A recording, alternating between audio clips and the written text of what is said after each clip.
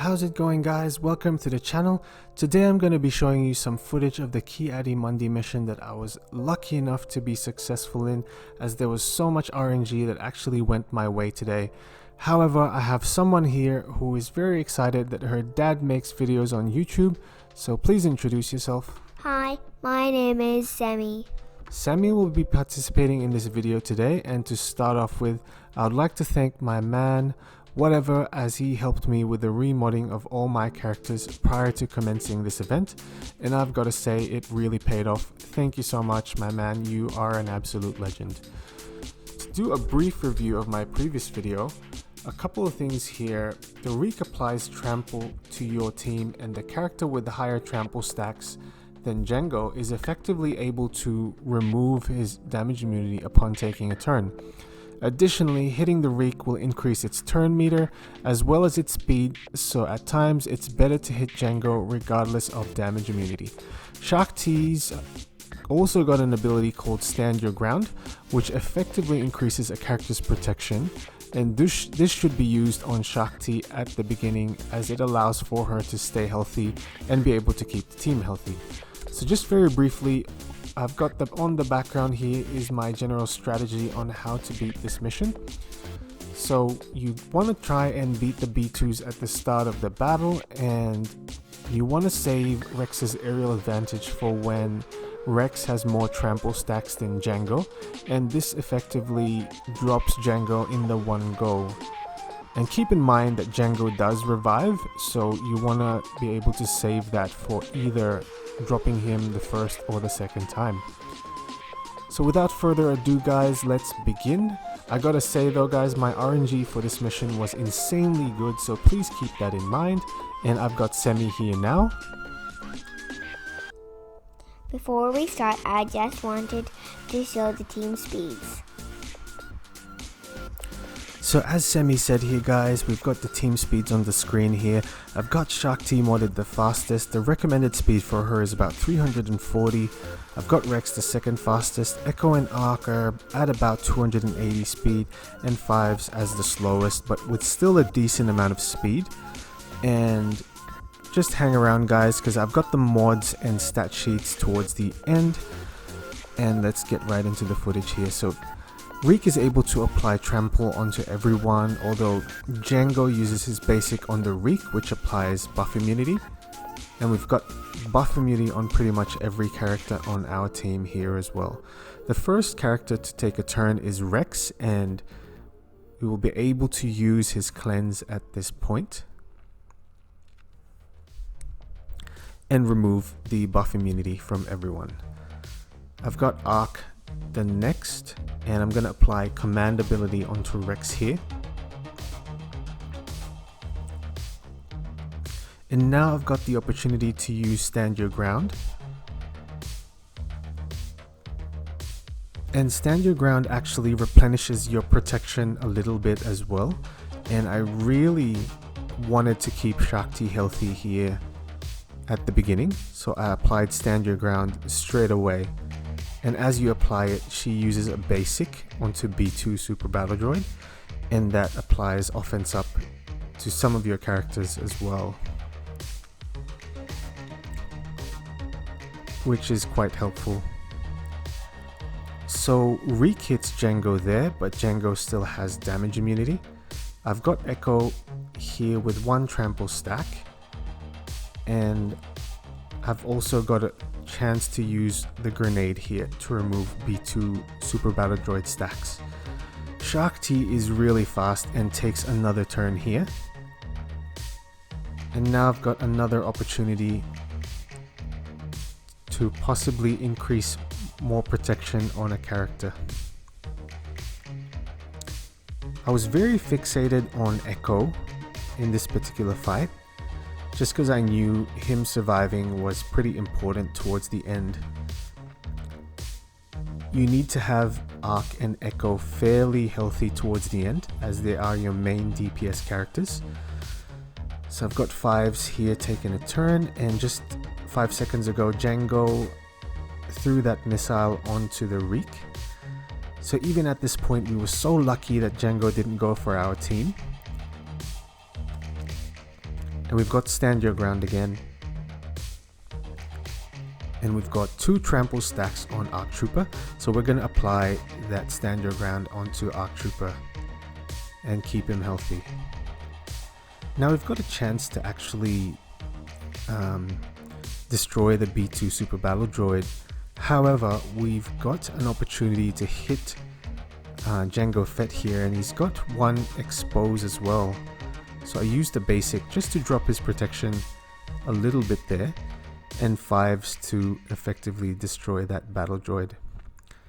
Now I've got Assault Team, which can also dispel some of those debuffs. And the thing with Trample is it doesn't allow your team to assist or counter-attack. So there's no counter-attack, there's no assisting happening when that happens. The only thing is that it cleansed off a couple of debuffs, which helps a little bit. And at this point I've got an opportunity to actually hit the Reek, but I decided at times that it wasn't appropriate, and I went for Jango regardless of damage immunity. As every time you hit the Reek, he just keeps increasing his speed and turn meter, and that doesn't help you towards the end. So I've got another chance to hit Jango here just because Echo has a stack of trample higher than Jango.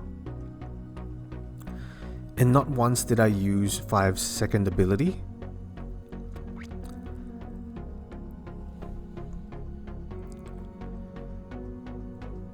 The annoying thing here is that whenever you use stand your ground, you actually use trample stacks and start from the beginning. Although a fast Shakti is able to heal everyone up, which helped so much in this battle. As you can see, Echo already has about 3 trample stacks. And we're just waiting for him to get his turn meter up, which he's able to at this point. And we're gonna hit Jango here.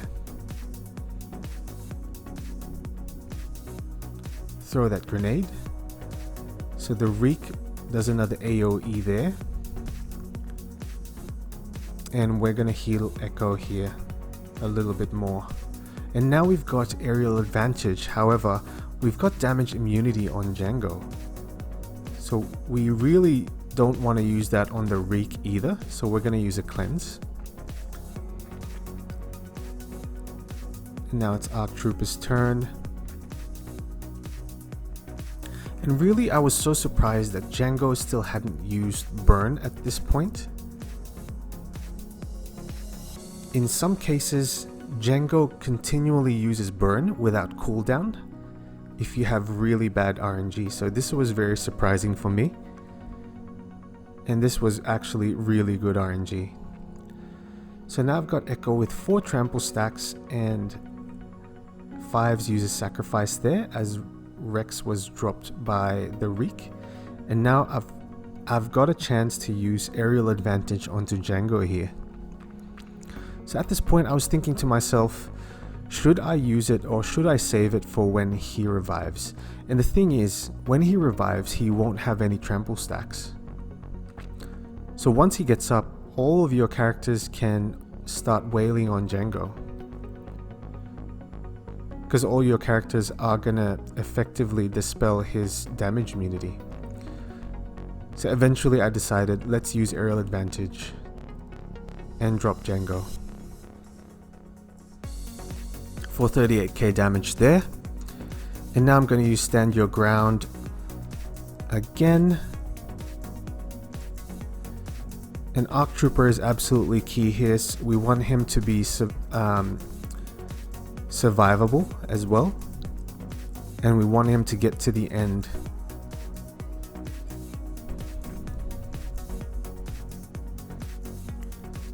I was taking my time here, guys, as I was so excited, and I thought to myself I had a real shot at actually winning this event.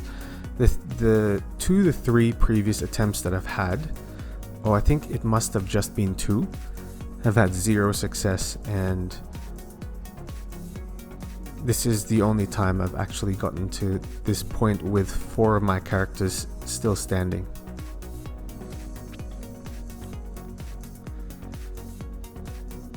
So we've got a clear shot at Django here. And I was thinking to myself, I was going to try and get an assist going, but then everyone had trample. But I was still glad that I got invis onto Arc Trooper there, just to keep him more survivable. And at this point I was just wailing on Django.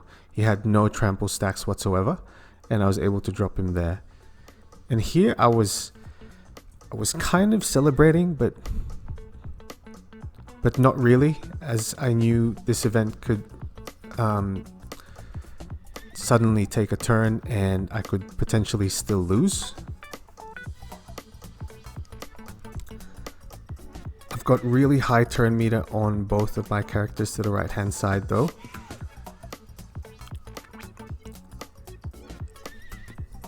Got 3 trample stacks on Rex, and at this point I believe once Django is down there's really no use for trample stacks, so you really just want to remove all your trample stacks. So every time you're able to, just keep using stand your ground, keep your characters healthy, and just remove all the trample stacks. If you don't have trample stacks, you can gain more turn meter, you can counter attack, and you can get your team to assist as well.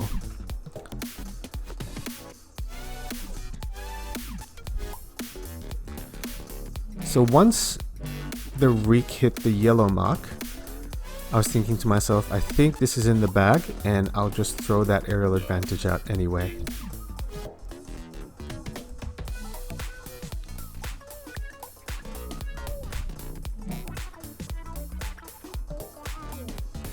And we hit the Reek there for our first ever victory.